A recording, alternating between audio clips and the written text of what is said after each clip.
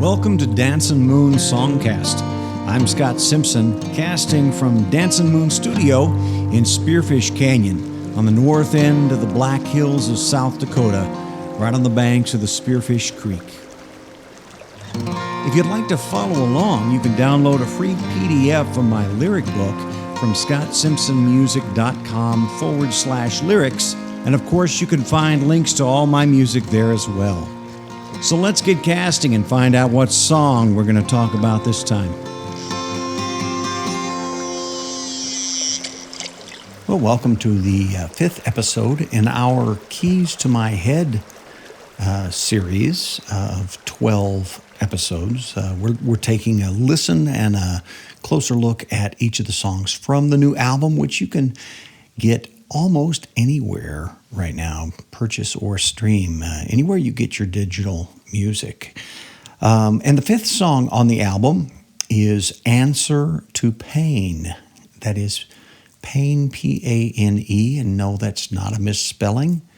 I'll talk more about that when we get to the other side of listening to Answer to Pane.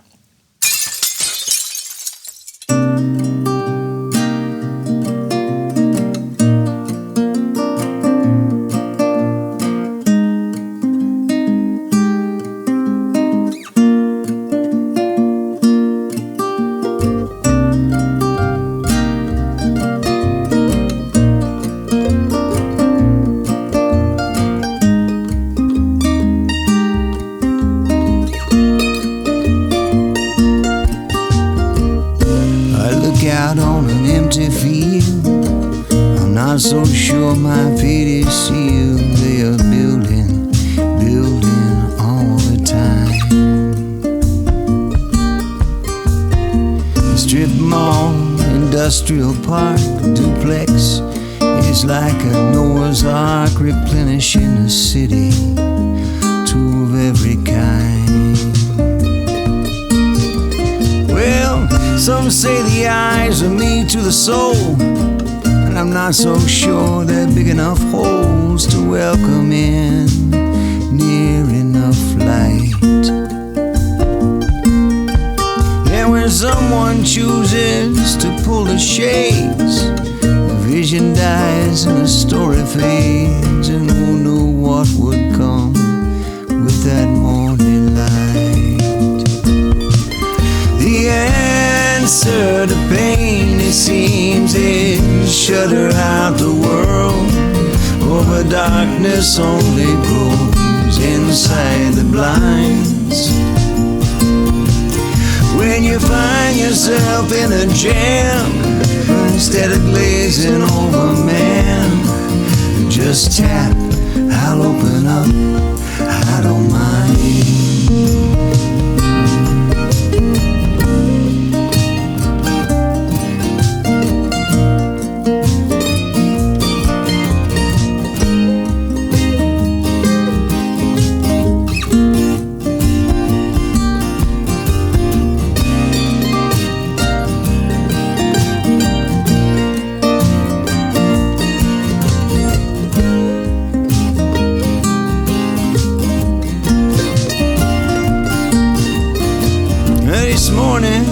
I see some snowflakes fell. I imagine out there is cold as hell, but we're warm, rail against the stile.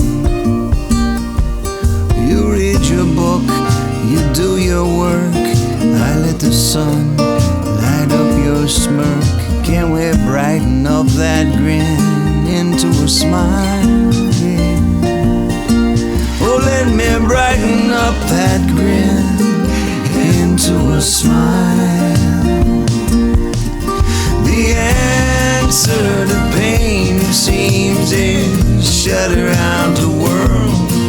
Ever darkness only grows inside the blinds. When you find yourself in a jam, instead of glazing over man, just tap, I'll open up. No, I don't mind. The answer to pain, it seems, is shudder out the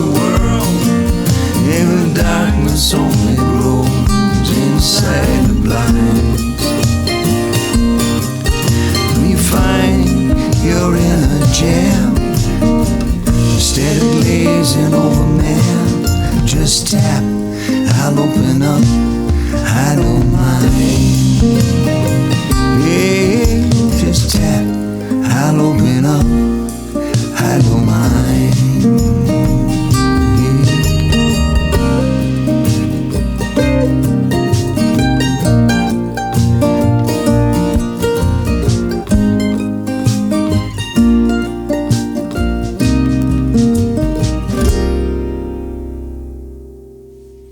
Well, there we have it. Answer to Pane.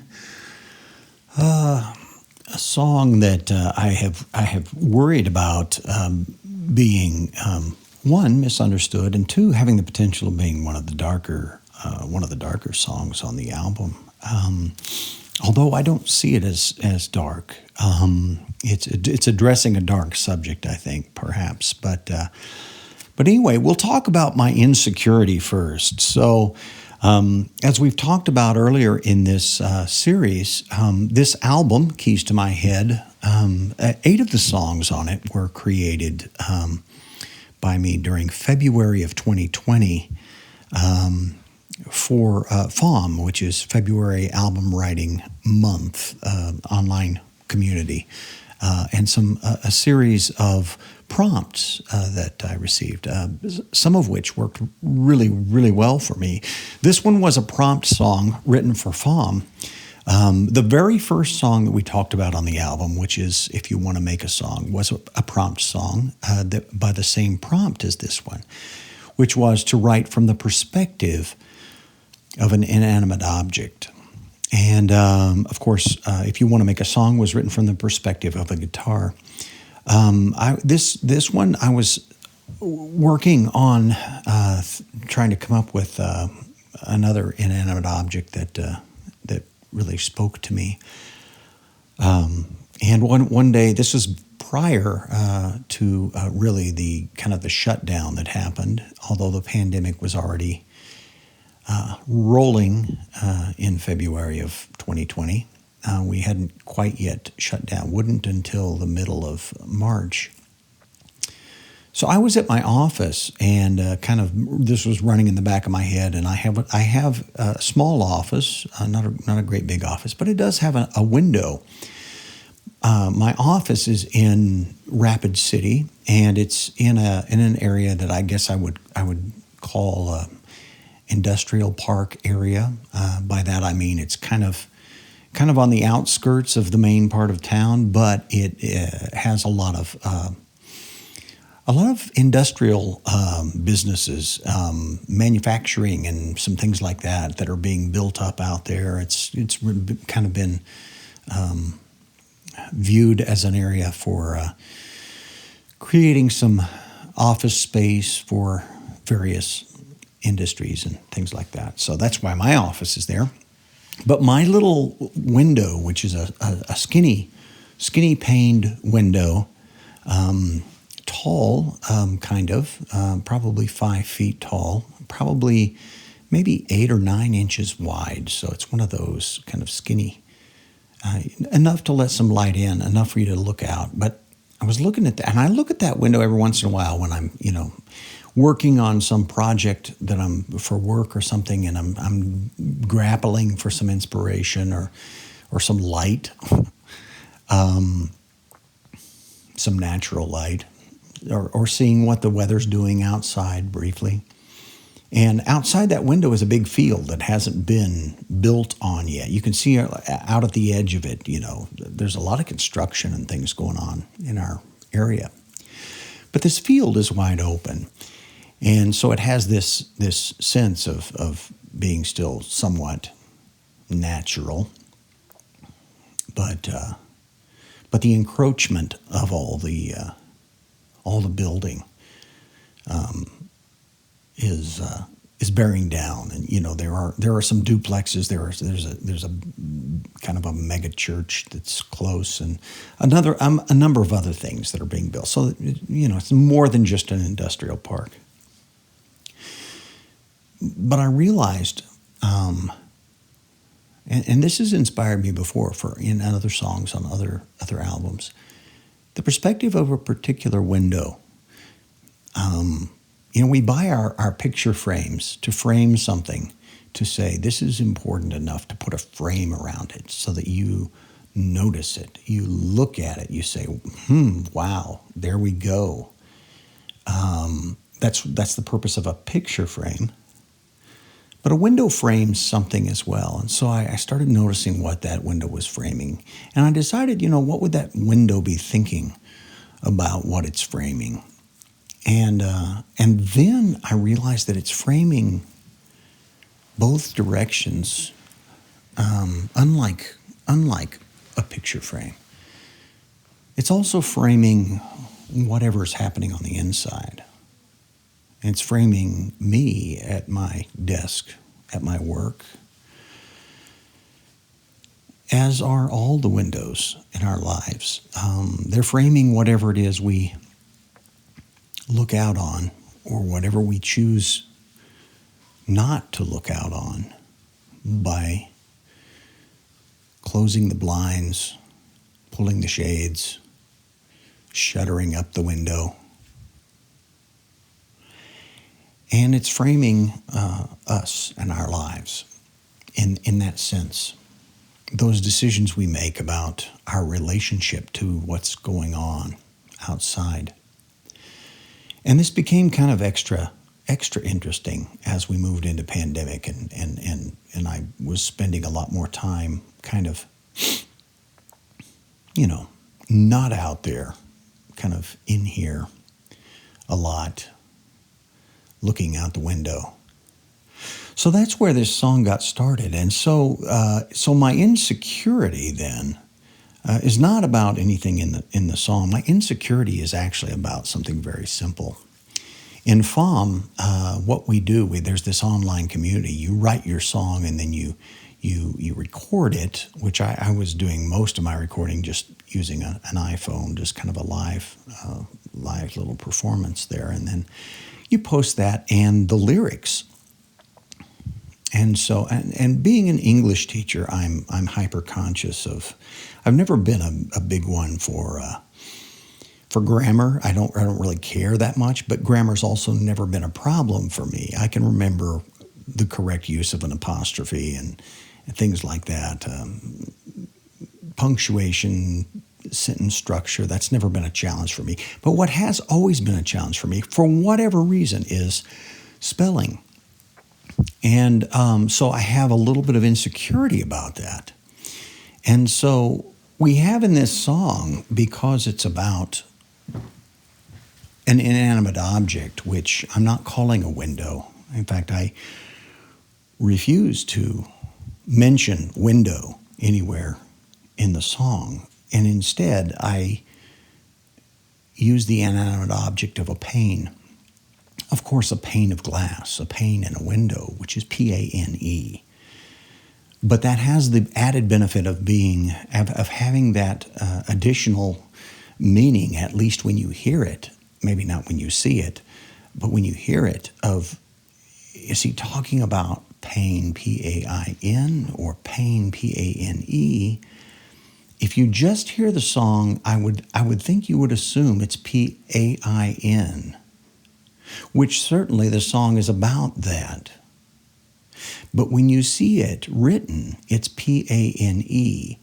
And my insecurity was telling me people are just going to think I can't spell. They're not going to realize how, brilliant that is. And of course, it's not that brilliant. But my concern is that the double meaning there was going to be lost, and people were just going to assume I was a dummy and I couldn't spell, which I will say this, people who can't spell are not dummies. But that was my insecurity talking was, are they going to just think I can't spell? Unfortunately, it was kind of fed because I got a lot of feedback on a number of songs. I didn't get a lot of feedback on this one. And I like to think now that that's because they just didn't get it. It went past them. Because there's a whole lot going on in the song. And maybe that's good or maybe that's bad. I don't know. I've always been of the opinion that you don't write, whatever it is you're writing, you don't write for the lowest common denominator. You don't write to be understood by the simplest person. You don't write to be understood by at the easiest level of understanding, at the shallowest end of the pool. That's not what you write for. Because if you limit yourself to that, and it's not bad to want to be understood by anyone and everyone. In fact, I'm writing a number of children's songs now, and I think about that quite a bit when I'm writing a children's song. But if that's the bar you set, then you limit yourself immensely in the complexity and depth of idea that you're getting at. And so you have to be comfortable with some percentage of folks not getting it. And that's where I've struggled with this particular song. Because I think there's a lot to get there. And I have been grappling with it, ever since I wrote it and recorded it. And so we'll grapple with it a little bit right now and talk through some things. And maybe it'll be helpful. Maybe that's part of it. Maybe those who really want to understand, they'll listen to a song and say, that's catchy. I kind of like that. I wonder what's really going on there. And maybe they listen to or read something about the writing of or the ideas behind the song, and then it opens the song up a little more. Maybe it'll do that for some of you. Or maybe most of you just already got it. You got it all. So you're just that great. So anyway, let's take a look at Answer to Pane, the lyrics. We'll talk through it and then talk just a little bit about the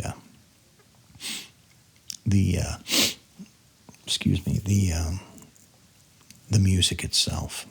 And I will mention this one more thing. It starts abruptly with the breaking of a window.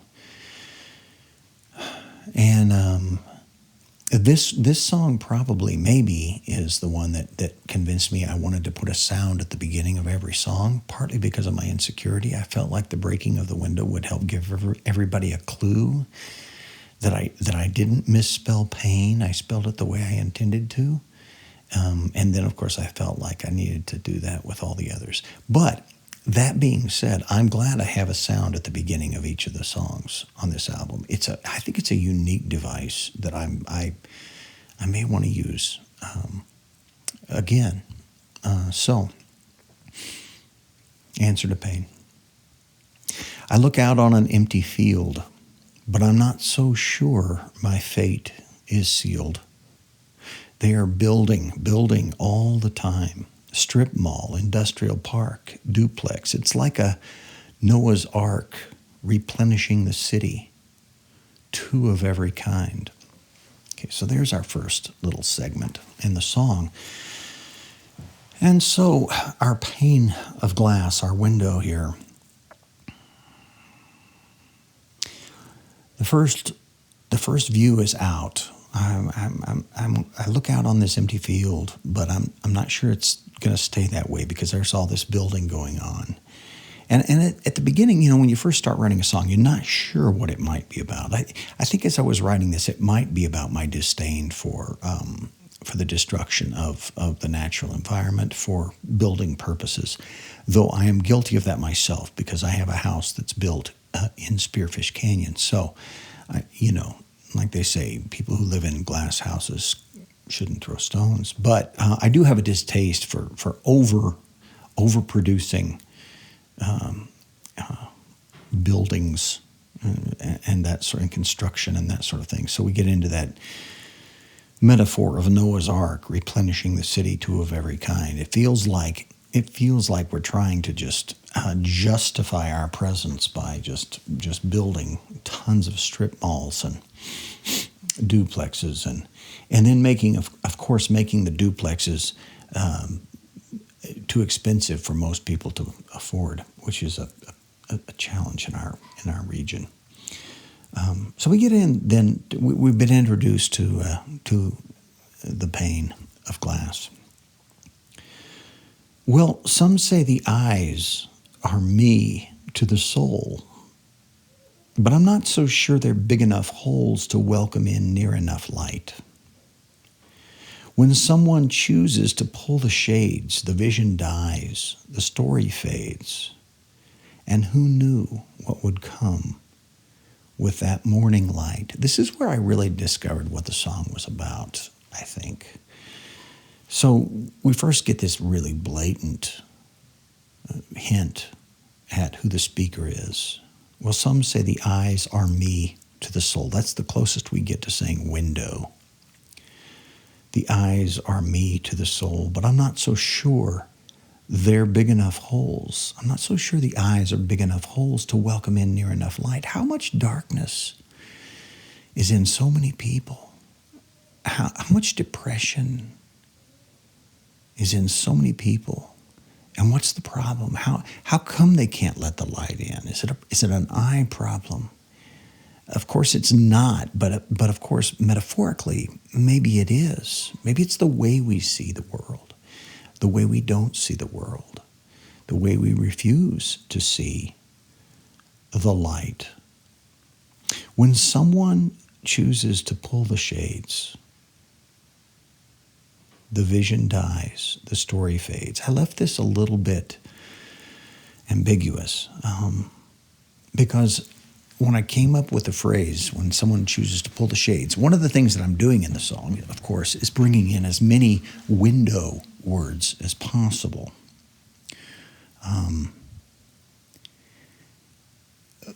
But pulling the shades is also, could also mean suicidal tendencies, suicidal ideologies, or carrying through with them. When someone chooses to pull the shades, the vision dies, the story fades. And who knew what would come with that morning light? And I got this vision of one, the depression, the sadness, the choosing to not see the light, the choosing to shut out the rest of the world because it's too painful. And then the extension of that, the choosing death over life. And then those who come into that room when morning has come to find a loved one who has taken his or her life, which is something that happens far more often than we realize. I know of someone. I know of a family for whom this happened just very recently. I don't know them personally, but I know them. I know of them, and it's difficult to even imagine. The vision dies, the story fades. Not only for the person who's committing the suicide, but for others. The vision of who this person is, the story of who we are together, of what we do, of where we're going together as a family, as a community, as loved ones, as whatever, as friends. So much dies when you choose to pull those shades. Whether we're going to the extent of suicide, or whether we're going just to the lesser extent of withdrawing from the world into one's own self. And we get to the chorus of the refrain. The answer to pain, it seems, is shutter out the world. But darkness only grows inside the blinds. When you find you're in a jam, instead of glazing over, man, just tap. I'll open up. I don't mind. So I was thinking about this window. And at first he looks out and he says, oh boy, I got this nice open field. I'm probably not going to have that forever. And then the window turns his attention toward this person inside who's wanting to pull the shades and shutter things out. And here's the pain. Here's the window saying, hey, open me up. Open it wide. Let the light in. I'm right here. I'll show you what's out here. I can be your doorway into the rest of the world. But when that person inside shutters out the world, chooses to shutter out the world, A darkness grows inside those blinds. But the window's offering, hey, all you gotta do, just tap. We can open up. We can open things up. I'm still here. Like a good friend, knowing a person is withdrawing, knowing a person is pulling back, pulling into him or herself, and saying, hey, you know what? I understand. But when you're ready, when you want to open up, just tap. I'm here. So it's a story about a window as friend. Window as friend. And so, once again, there are lots of words in here. And I literally, once I realized what I was doing, I pulled out, I Googled windows and I looked at all the terminology connected with windows and was looking for words that would work nicely with double meanings and things like that and just fit. So answer to Pane, of course, Pane is there. Shutter out the world. Blinds, inside the blinds. When you find you're in a jamb, and I spell that J-A-M-B, which is a part of a window, instead of glazing over glazing, of course, a glazier is the one who fixes windows and glass. And glazing is the process of making windows. Just tap. I'll open up. I don't mind. I always think of windows. When I think of windows, I think of tapping, especially, back when I was in college and I'd go to kind of talk to my wife before curfew. We had a curfew at our little small college, and I'd go tap on her window, or when she was up higher I'd throw little pebbles, the classic, so she'd look out. So that's what I was thinking about there. So we get into, we have a little instrumental section in there. And by the way, I'll mention, once again, I decided on all of these songs to have nylon stringed instruments as the fundamental instrument, which in this one it was a 6-string classical. But then I decided to bring in some steel strings on a mandolin. But try to keep it as mellow as possible, not super crisp, not super treble end. Try to keep it fairly mellow. But the mandolin is kind of meandering all over the place, all throughout the song, which I don't know. I kind of like that. It feels like another vocal. It feels like it makes it feel like a conversation to me. But anyway, this last verse. Of course, the music kind of empties out a little bit, goes down to the bare bones again. This morning, I see some snowflakes fell. I imagine out there it's cold as hell. But we're warm. Rail against the stile. A couple of more terms. The rail against the stile part. 2 more window terms. You read your book. You do your work. I let the sun light up your smirk. Can we brighten up that grin into a smile? Let me brighten up that grin into a smile. So here's the pain, the window, pleading to turn something. And I thought a little bit about this. What's the difference between a smirk and a smile? A smirk, to me anyway, implies a jaded position, kind of not really a smile, maybe not even happy at all, maybe mischievous, which can be kind of funny, but not necessarily a positive and open view, expression of my relationship with the world at all. But perhaps a very jaded view.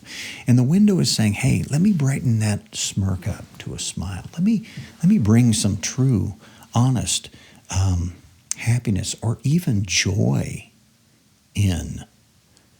And I feel like the window is always inviting us to that. I think when I first started teaching, I struggled with a lot of depression. I felt, from a day-to-day basis, I felt like I wasn't doing what was helpful to my students. I felt like if we weren't connecting, I felt like they were not happy about being there. I was teaching high school. And I knew that I was miserable trying to do it. I had so many things I was excited about, but I just couldn't connect. I couldn't bring the sunshine, the sunlight into my classroom. My first classroom literally had no windows. But I was right by my door. My outside door in the hallway was right by the outside door to the building. So there were some big glass doors, probably 20 feet to my right when I stood in front of my door in the hallway. And I could see outside and I could see the sunlight. And those big windows were constantly calling to me, trying to brighten up the best I could make, which might have been a smirk, trying to brighten that up to a smile. And so, I think this relationship that we have with windows, they're trying as best as they can, maybe, to draw us into connection, to bring us light, to bring us sunshine, to bring us vision. And how do we respond to that? We can respond by accepting that invitation, throwing open the windows, letting the breeze blow in, or even just stepping on outside. Or we can shutter them up. We can pull the blinds, close curtains. So we get to the final part. The answer to pain, it seems, is shutter out the world, but darkness only grows inside the blind. When you find yourself in a jam, instead of glazing over, man, just tap, I'll open up. I don't mind. The answer to pain, it seems, is shutter out the world, but darkness only grows inside the blind. When you find you're in a jam, instead of glazing over, man, just tap, I'll open up, I don't mind. Just tap, I'll open up, I don't mind. I think some people are like that too. Some people are like windows for us. They're always trying to bring us sunshine, always trying to bring us a breeze. They're always trying to bring us something, an invitation to into something enjoyable, into a vision of a fresh, wonderful world. Get us out of our mopiness, out of the work we're slaving over, or the book we're sticking our nose in, which is not a bad thing. I'll say that. Books can be windows too, so don't misread that. But that's why I think this is not a dark song. I think it has dark elements in it. I think it has the dark element of the potential of talking a little bit about suicide. Definitely talking about depression. But I think it has that invitation that the pain is giving us, to look up, to look out, push open the window, give it a tap, and to join the rest of the world. So there we have it, answer to pain. So don't think I just can't spell, please. There's a lot more going on there than just me not being able to spell P-A-I-N. And you can get all my music, all my lyrics, stream links to stream or download or purchase everything at scottsimpsonmusic.org. I'll mention this because today, the day that I'm recording this, another single from my little band with myself and my wife has just come out. Our band, Nana Papa, has just come out with its second single, Evergreen, which is a song written in connection with documentary film, important documentary film that I worked on for work, called Green Siblings Project. And you can check that out at greensiblingsproject.org and catch both for free, absolutely totally free. Stream the full film, which is about an hour long. You can stream the music video there. You can download the song Evergreen by Nana Papa anywhere that you get your digital music, of course. And also on the website, we have an online social justice workshop that you could work through with some friends. It encourages some discussion, some engagement with some great, amazing interviews with some amazing people that we were able to do for that documentary film, The Green Siblings, Triopia, Ernest, and Scott, and Robin White, who delivered the bit of wisdom that became the song Evergreen, which is, you must take care of the root for to heal the tree.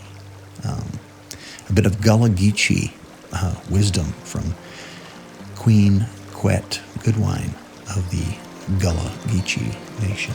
So, lots of stuff to think about there. Good stuff. So, thank you for joining me for another episode. And I value being able to talk through these. I think I understand my songs a whole lot better once I talk through them with you. So that's a real gift that you have given me for being a listener. Stay tuned and be well.